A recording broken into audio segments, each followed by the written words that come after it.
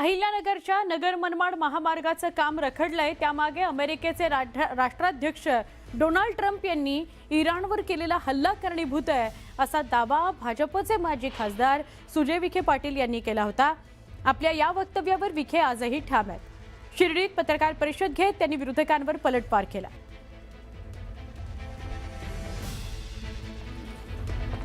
मी माझ्या स्टेटमेंटवर ठाम आहे।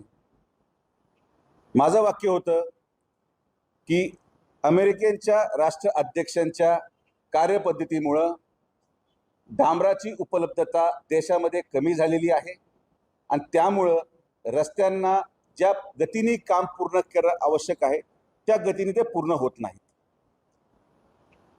मग लोक म्हटले, काही लोकांना दुर्दैवाने कळालं नाही। डोनाल्ड ट्रम्प म्हणजे कुठं संदर्भ जुळत नाही, कुठं युद्धाचा संदर्भ जुळत नाही।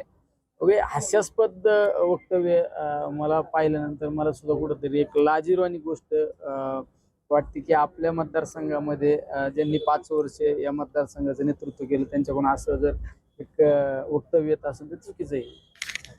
तर मला तर असं उलट आता मी डोनाल्ड ट्रम्पला रिक्वेस्ट टाकणार आहे की तुम्हाला सुसहाय्यक म्हणून जर कोणाला लागलं तर घेऊन जा म्हणून।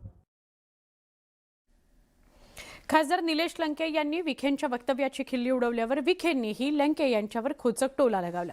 जो माणूस कार्यकर्ते पाठवून दुबईतल्या आरोपीला पकडू शकतो त्याला रॉचा प्रमुखच नाही तर सीआयएचा प्रमुख करायला पाहिजे असं म्हणत विखेंनी लंके यांची खिल्ली उडवली। नाही, मला सुसहाय्यक पेक्षा त्यांना सीआयएचं प्रमुख जर केलं म्हणजे रॉचं प्रमुख तर आपण करतच आहोत त्यांना।